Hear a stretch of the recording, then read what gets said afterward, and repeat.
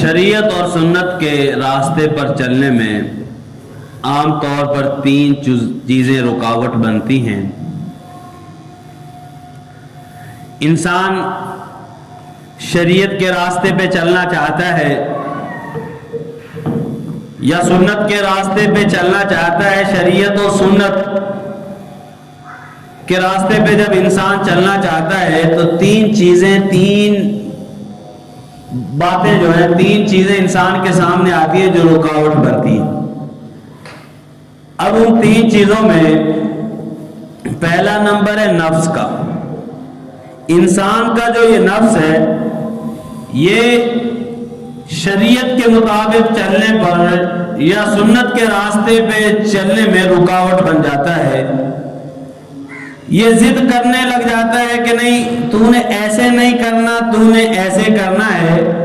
جس طرح چھوٹا بچہ ضد کرتا ہے اسی طرح انسان کا جو نفس ہے یہ بھی ضد کرتا ہے کہ نہیں تو نے ہدایت کے راستے پہ نہیں چلنا، صراط مستقیم پہ نہیں چلنا، تو نے چلنا ہے گمراہی کے راستے پہ، گناہ کی طرف انسان کو لے کے جاتا ہے۔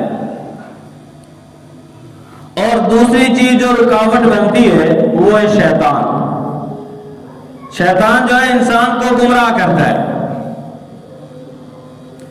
ہر ممکن کوشش کرتا ہے کہ میں کسی نہ کسی طریقے سے انسان کو گمراہ کروں اور اسے سنت کے راستے پر نہ چلنے دوں۔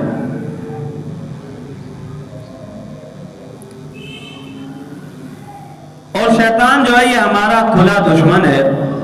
اللہ رب العزت کلام پاک کے اندر فرماتے ہیں ان الشیطان لکم عدو فاتخذوہ عدوا، کہ شیطان تمہارا دشمن ہے لہذا تم بھی اسے اپنا دشمن بنا لو۔ اور یہ ایسا خبیث دشمن ہے جو نہ خوشامد کو قبول کرتا ہے نہ رشوت کو قبول کرتا ہے، کہ انسان جو ہے وہ شیطان سے کہے یار تو رشوت لے لے، تو نے میرے پیچھے نہیں آنا، ایسا بھی نہیں ہے، بلکہ یہ قسمیں اٹھاتا ہے کہ میں انسان کو گمراہ کروں۔ اور تیسری چیز جو ہے جو شریعت و سنت کے راستے پر چلنے میں رکاوٹ بنتی ہے وہ انسان ہے۔ انسان کے رشتہ دار رکاوٹ بن گئے۔ انسان کہتا ہے نہیں میں نے یہ عمل سنت کے مطابق کرنا ہے، اب رشتہ دار لوگ کہنے لگے نہیں اگر تو ایسے کرے گا تو ہم ناراض ہو جائیں گے۔ انسان جو ہے وہ داڑھی رکھنا چاہتا ہے، بیوی کہتی ہے اگر تو نے داڑھی رکھی تو میں چلی جاؤں گی۔ انسان جو ہے اللہ کے راستے میں جانا چاہتا ہے لیکن والدین کہتے ہیں اگر تو اللہ کے راستے میں گیا یا تو نے داڑھی رکھی تو ہم تو سے ناراض ہو جائیں گے۔ تو میرے بھائیو دوستو اب استقامت ہے کیا؟ استقامت یہ ہے کہ انسان ڈٹ جائے، انسان جو ہے جم جائے۔ استقامت کا مفہوم ہی ہے کہ ان الذین قالوا ربنا اللہ، کہ بے شک وہ لوگ کہ جنہوں نے کہہ دیا اللہ ہمارا رب ہے، ثم استقاموا پھر اس پہ ڈٹ گئے۔ سنت کے راستے میں چلنے میں جتنی رکاوٹیں آئیں انسان ان رکاوٹوں کو قبول کرے۔ یہ نہیں ہے کہ انسان وہاں پہ آ کے بہک جائے، پھسل جائے، انسان کہے نہیں اب کیا ہوگا، اب کیا بنے گا، ایسا نہیں ہے، بلکہ کیا کرے انسان جم جائے۔ اور جب انسان جمتا ہے، استقامت دکھلاتا ہے، تو اللہ رب العزت کی ذات ایسی قدردان ذات ہے کہ اللہ رب العزت انسان کی بڑی قدر فرماتے ہیں۔ اللہ رب العزت کی ذات جو ہے وہ بڑی قدردان ہے۔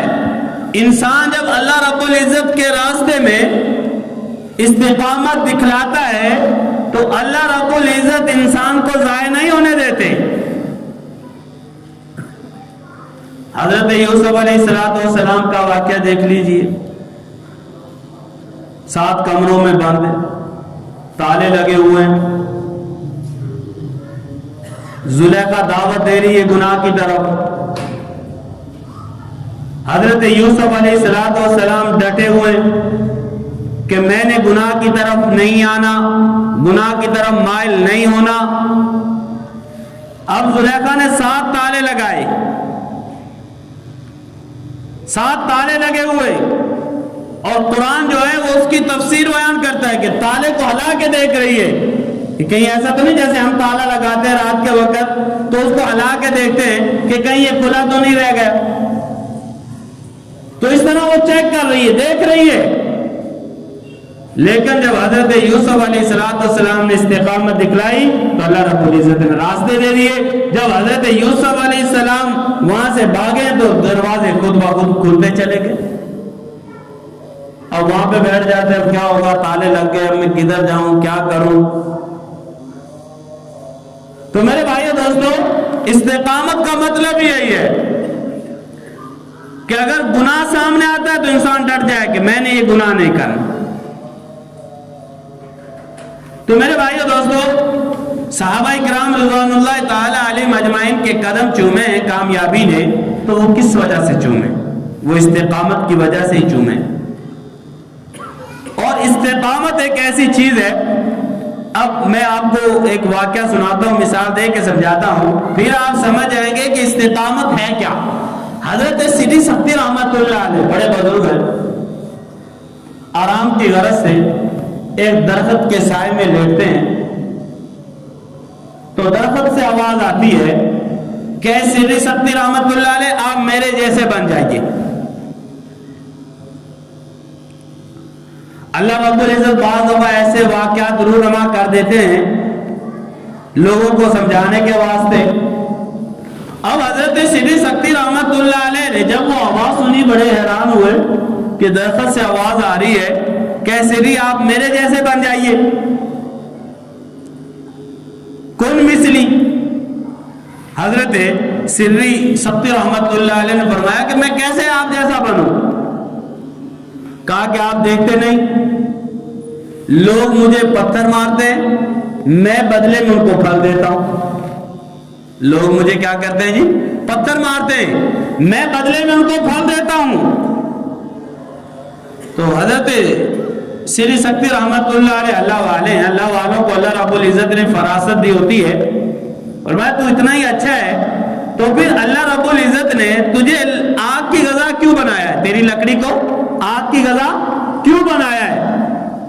تو اس درخت نے جواب دیا کہ جہاں میرے اندر بڑی بڑی خوبیاں موجود ہیں، میرے اندر ایک کمی ہے۔ میرے اندر کیا ہے جی؟ ایک کمی ہے، اس کمی نے میری خوبیوں پر پردہ ڈالا ہوا ہے۔ اس کمی نے میری خوبیوں پر پردہ ڈالا ہوا ہے۔ خوبیاں مجھ میں بڑی ہیں، لوگ مجھ سے بڑے فائدے بھی حاصل کرتے ہیں، لوگ مجھے پتھر مارتے ہیں، میں ان کو پھل دیتا ہوں۔ حضرت سیدی سکتی رحمت اللہ نے فرمایا کہ وہ تیرے اندر کمی کیا ہے؟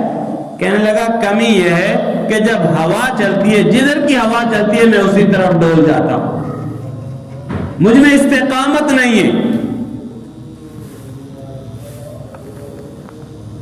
مجھ میں استقامت نہیں ہے، جس طرف کی ہوا چلتی ہے میں اسی طرف ڈول جاتا ہوں۔ تو میرے بھائیو دوستو، آج ہمارا بھی یہی حال ہے، جس طرف کی ہوا چلتی ہے ہم بھی اسی طرف چل پڑتے ہیں کہ یار لوگ اس طرف جا رہے ہیں میں بھی ان کے ساتھ چلا گیا، یار لوگ اس گناہ کی طرف جا رہے ہیں لوگوں نے مجھے کہا میں بھی اس طرف چلا گیا، یعنی استقامت نہیں دکھاتے، جس کی وجہ سے جو ہماری خوبیاں ہیں ان پہ ہماری کمی جو ہے وہ غالب آ جاتی۔ تو میرے بھائیو دوستو، صحابہ کرام رضوان اللہ تعالی علیہم اجمعین کے اندر استقامت موجود تھی، اور جب انسان کے اندر استقامت موجود ہو، انسان تو دور کی بات جانور کی ایک بات عرض کرنے لگا ہوں کہ جس کے اندر استقامت ہوتی ہے پھر اللہ رب العزت اس جانور کی قسمیں بھی قرآن کے اندر اٹھاتے ہیں، بلکہ جانور کی نہیں، اس جانور کے پاؤں سے لگی ہوئی جو دھول ہے، جو مٹی اڑتی ہے، اللہ رب العزت اس مٹی کی قسمیں اٹھاتا ہے۔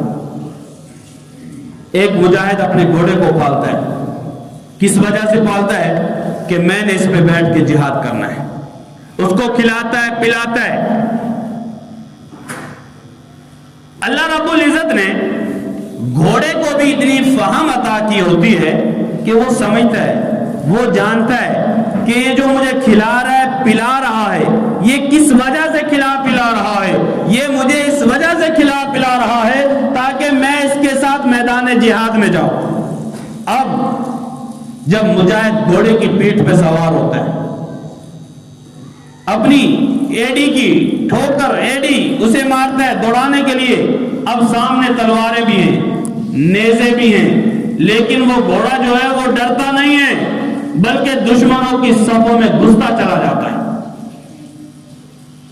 اب اس کا یہ دشمنوں کی صفوں میں گھسنا, ان تیروں سے, تلواروں سے, نیزوں سے نہ ڈرنا, یہ اس کی استقامت ہے. اسے پتا ہے کہ میرے مالک نے مجھے پالا ہی اس لیے ہے کہ میں میدان جہاد میں اس کے ساتھ شریک ہوں.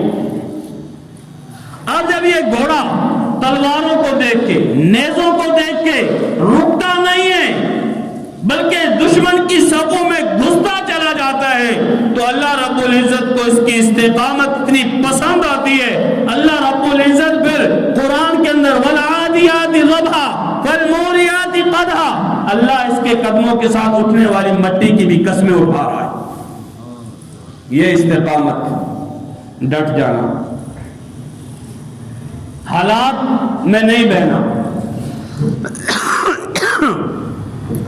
حضرت موسیٰ علیہ السلام کا دور ہے, تو فرعون کے محل میں ایک لڑکی کام کرتی تھی جس کا نام تھا حضرت مشاطہ رضی اللہ تعالی عنہا.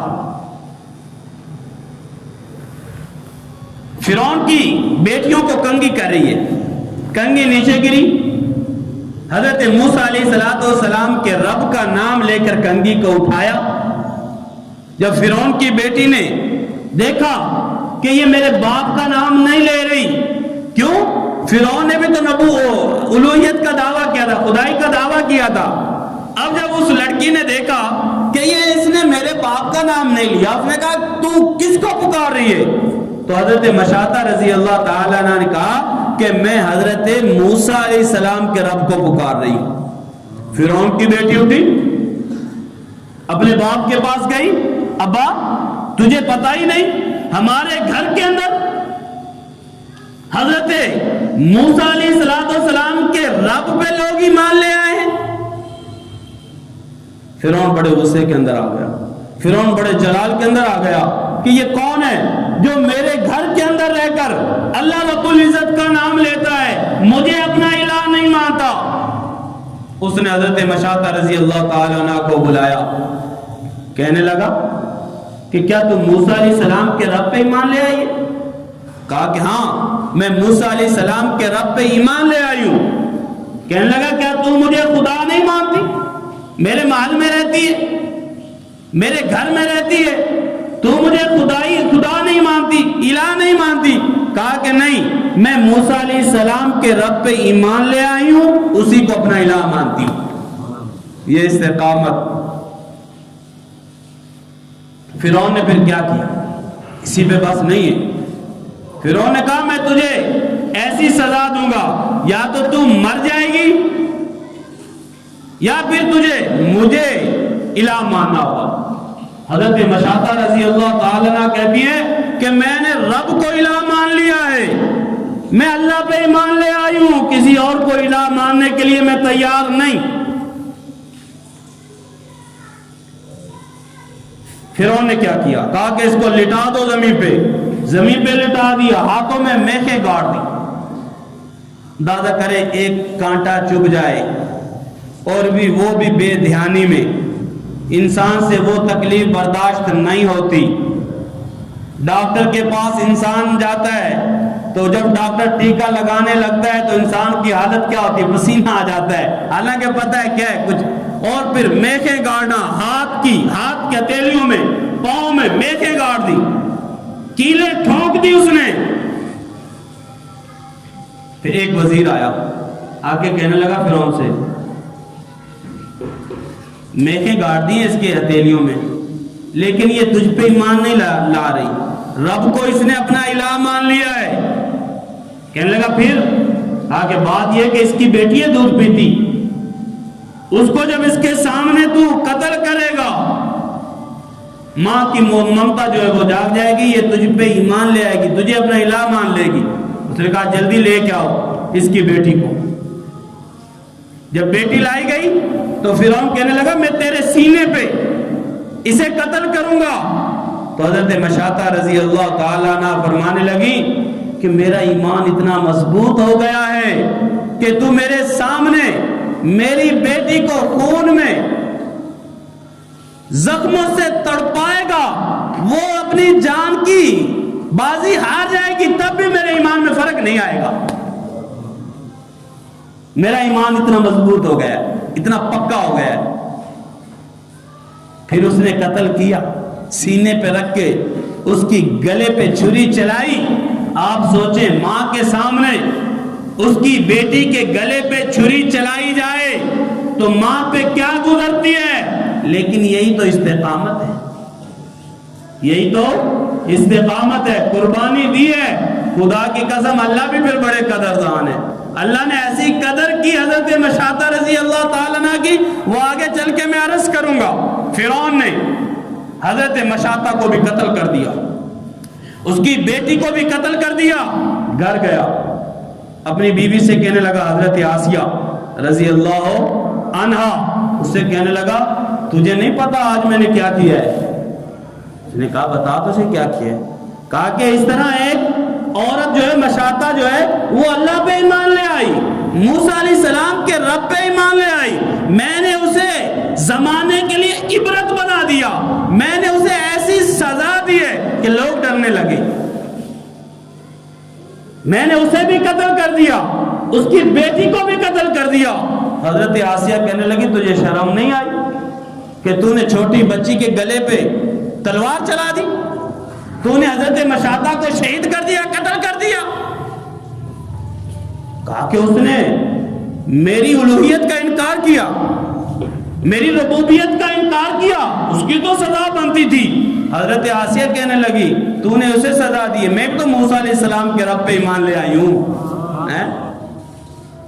فرعون بڑے غصے کے اندر آ گیا، فرعون کو بڑی محبت تھی حضرت آسیہ سے، اپنی قوم سے چن کے، اور بڑی حسین و جمیل تھی حضرت آسیہ رضی اللہ تعالیٰ عنہ، تو اس نے شادی کی۔ اب جب اس نے دیکھا حضرت آسیہ کی طرف، حضرت آسیہ کہنے لگی کہ میں بھی موسیٰ علیہ السلام پہ رب پہ ایمان لے آئی ہوں۔ اب فرعون کہنے لگا تجھے بھی میں عبرت کا نشان بنا دوں، یا تو باز آ جا، حضرت موسیٰ علیہ السلام کے رب کو چھوڑ دے۔ حضرت آسیہ کہنے لگی فقد مان تقال، تے تو جو ہوتا نا تو کر، میں حضرت موسیٰ علیہ السلام کے رب کو چھوڑنے والی نہیں۔ فرعون نے قوم کو بلا لیا، حضرت آسیہ رضی اللہ تعالیٰ عنہ کو سزا دینے کے لیے لوگوں کو اکٹھا کر لیا اور کہا کہ میں تجھے دنیا کے اندر بھی ذلیل کروں گا، رسوا کروں گا۔ کہہ دیا کہ اس کے بدن اس کا لباس اتارا جائے۔ اندازہ کریں اگر کسی مرد کے جسم سے لباس اتارا جائے تو اس کو کتنی تکلیف ہوتی ہے۔ بندہ کہتا ہے زمین پھٹے میں اس کے اندر غرق ہو جاؤ، اور عورت کے اندر تو اللہ رب العزت نے ویسے ہی بڑی غیرت رکھی ہوتی ہے۔ حضرت آسیہ کا لباس اتروا دیا اس نے، اسی پہ بس نہیں کی اس ظالم نے، کہنے لگا کہ اس کی کھال کو اتارا جائے۔ کسی جانور کو کہ زندہ جانور کی کھال کو اتارا جائے اس کو کتنی تکلیف ہوتی ہے، زندہ انسان کی کھال کو اگر نوچا جائے، اتارا جائے تو آپ اندازہ کریں کتنی تکلیف ہوگی۔ حضرت آسیہ رضی اللہ تعالیٰ عنہ ڈولی نہیں، استقامت کے ساتھ کھڑی ہیں، کہہ دیا ان الذین قالوا ربنا اللہ، خدا کی قسم یہی وہ لوگ ہیں کہ جنہوں نے کہہ دیا ربنا اللہ، اللہ ہمارا رب ہے، پھر حالات جیسے بھی آئے ثم استقاموا، اس پہ ڈٹ گئے، اس پہ ڈٹ گئے۔ تتنزل علیہم الملائکہ، فرمایا ایسے بندوں پہ اللہ کے فرشتے اترتے ہیں، اللہ تخافوا ولا تحزنوا، کہتے خوف نہیں کرنا، غمگین نہیں ہونا، وابشروا بالجنہ، تمہیں بشارت جنت کی، وابشروا بالجنۃ التی کنتم توعدون، فرمایا تمہیں جنت کی بشارتیں جن کا تم سے وعدہ کیا گیا، نحن اولیاؤکم فی الحیات الدنیا وفی الآخرہ، فرمایا دنیا کی زندگی میں بھی آخرت کی زندگی میں بھی ہم تمہارے ولی ہیں، ہم تمہارے دوست ہیں، وَلَكُمْ فِيهَا مَا تَشْتَهِي أَنفُسُكُمْ، فرمایا وہاں پہ تمہارے لیے وہ ہوگا جو تمہارا جی چاہے گا. لیکن اس کے لیے استقامت دکھلانا ضروری ہوتی ہے. یہ نہیں کہ جس طرف حالات پلٹے انسان بھی اسی طرف پلٹ جائے. نہیں میرے بھائی دوستو، انسان پہ جیسے بھی حالات آئیں شریعت کو سنت کو نہیں چھوڑنا، شریعت اور سنت کو نہیں چھوڑنا. اب فرعون نے کیا کیا؟ کہا کہ اس کی کھال اتاری جائے. حضرت آسیہ کی کھال کو اتارا جا رہا ہے، کھال اتاری جا رہی ہے. زندہ ہے، جسم زخم ہے. پھر اسی پہ اس نے ظلم کی بس نہیں کی، بلکہ کہنے لگا مرچیں لے کے آؤ. ان زخموں پہ مرچیں توڑ دی. حضرت آسیہ مچھلی کی تڑپ رہی اور اللہ رب العزت سے دعا کر رہی ہیں کہ اللہ اس نے مجھے محل سے بے دخل کیا ہے. جب اس نے لٹایا نا حضرت آسیہ کو، تو اپنے فوجیوں سے کہنے لگا کہ اس کا چہرہ نا میرے محل کی طرف ہونا چاہیے، تاکہ اسے پتا چلے کہ اس نے مجھے الہ نہیں مانا تو اس محل سے بھی اس کو در بدر کر دیا گیا، اتنے عالی شان محل سے بھی اس کو نکال دیا گیا. اب جب حضرت آسیہ تڑپ رہی ہیں تو اللہ رب العزت سے دعا کر رہی ہیں رب ابن لی عندک بیتن فی الجنہ، یا اللہ فرعون نے تو مجھے محل سے نکال دیا ہے، اپنے پاس جنت میں مجھے اس سے عالی شان محل عطا کرنا. رب ابن لی عندک بیتن فی الجنہ، یا اللہ فرعون نے اس محل سے نکالا ہے، یہ عظیم محل ہے، مجھے جنت کے اندر محل عطا کرنا. پھر ایک اور دعا کی ربی نجنی من فرعون وعملی، کہ اللہ مجھے فرعون اور اس کے عمل سے، ونجنی من القوم الظالمین، اور ظالم قوم سے نجات عطا فرما، ظالم قوم سے نجات عطا فرما. حضرت آسیہ رضی اللہ تعالیٰ عنہا جامع شہادت نوش کر گئی، شہادت کے منصب پہ فائز ہو گئی. پھر آپ علیہ الصلوۃ والسلام دیکھیے قربانی دی، استقامت دکھلائی. اللہ نے انعام کیا دیا کہ آپ علیہ الصلوۃ والسلام جب بیت المقدس معراج کے وقت بیت المقدس کے پاس، جب بیت المقدس کی طرف جا رہے ہیں تو ایک وادی سے گزرے تو خوشبو آنے لگی. حضرت جبریل امین سے عرض کرنے لگے جبریل بڑی انوکھی خوشبو میں پا رہا ہوں، بڑی عجیب خوشبو میں محسوس کر رہا ہوں، ایسی خوشبو تو پہلے میں نے نہیں سونگھی، یہ خوشبو کیسی ہے؟ حضرت جبریل علیہ السلام عرض کرتے ہیں یا رسول اللہ صلی اللہ علیہ وسلم، اس وادی کے اندر حضرت مشاطہ دفن ہے اور اس وادی سے ایسی ہی خوشبو آتی ہے. کہ معراج پہ جا رہے ہیں، بیت المقدس کی طرف سفر کر رہے ہیں، خوشبو آ رہی ہے. خوشبو کیا ہے؟ کہ حضرت مشاطہ نے قربانی دی، اللہ نے ان کی قربانی کی قدر کی. جب حضرت خدیجہ الکبریٰ رضی اللہ تعالیٰ عنہ کا آخری وقت ہے، جا رہے ہیں، دنیا سے جا رہی ہیں، تو آپ علیہ الصلوۃ والسلام نے کہا کہ جنت کے اندر میری 2 بیویاں موجود ہیں، ان کو سلام کہنا، میری بیویوں کو سلام کہنا. حضرت خدیجہ الکبریٰ رضی اللہ تعالیٰ عنہ کہنے لگی یا رسول اللہ صلی اللہ علیہ وسلم، میں آپ کی بیوی ہوں، سب سے پہلے آپ نے مجھ سے شادی کی ہے، مجھ سے پہلے آپ کی کون سی بیوی ہے؟ کہا کہ حضرت آسیہ نے بڑی قربانی دی ہے اور اللہ نے اس کی قربانی کی اتنی قدر کی ہے کہ جنت کے اندر اسے میری بیوی بنا دیا ہے، جنت کے اندر اسے میری بیوی بنا دیا ہے. دوسرا حضرت مریم. تو میرے بھائیو دوستو، ساری بات کا خلاصہ مطلب یہ ہے کہ جب بندہ استقامت دکھاتا ہے، دین پہ جم جاتا ہے، تو اللہ رب العزت انسان کی